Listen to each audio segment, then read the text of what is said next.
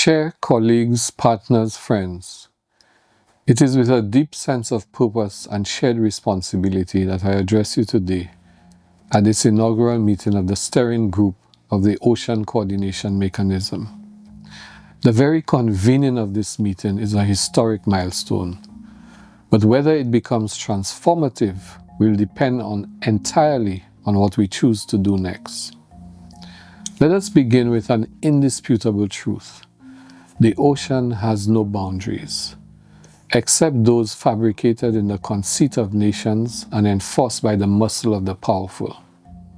With over 70% of our planet's surface covered by oceans, this fluid body links us in ways far deeper than trade routes and tourism. It sustains the planetary climate, feeds billions, and secures the livelihoods of our people. And yet, we continue to govern it as if it were a set of fenced backyards. The time for symbolism has passed. The Ocean Coordination Mechanism must not become another well-intentioned structure suspended in bureaucracy. It must be the nerve center for decision action, for technical coherence, and for political courage. If we are to confront the threats facing our marine ecosystems, from overfishing to deep-sea mining, from plastics to ocean acidification, we must act with the urgency that these crises demand.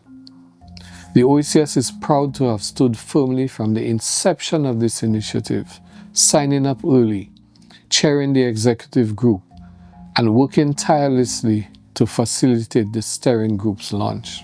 In other words, consistent with our team beliefs, we have signed our name. We have decided courageously. We want to be the change by walking the talk so we can all win courageously. But leadership must now evolve from commitment to consequence. We cannot afford a continuation of the fragmentation that has diluted the potency of so many regional efforts. This mechanism must be more than a connector.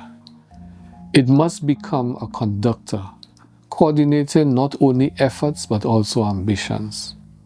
It must catalyze enforcement of the Eastern Caribbean regional ocean policy and move us from declarations to delivery, from vision to verified impact. The agreed work program for 2025 to 2028 must be bold, focused, and time-bound. Let us identify and activate working groups not as silos, but as integrated engines of progress.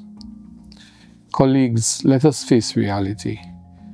The oceans are in crisis, and small island developing states like ours are disproportionately affected, despite contributing the least to this devastation. In an era of escalating climate denial, geopolitical fragmentation, and retreat from multilateralism, our coordination must be our resistance.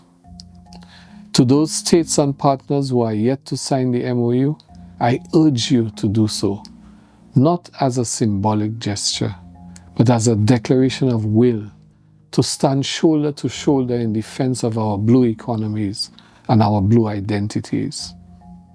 The OCM must not only be inclusive, it must be fully owned by all, operationalized with discipline, and respected with resolve. Let this first meeting of the steering group lay a firm foundation, not just of process, but of principle. Let it send a clear message to the world that the Caribbean will not wait to be rescued. We will organize, harmonize, and mobilize to safeguard our marine heritage and assure our future prosperity. We cannot afford business as usual.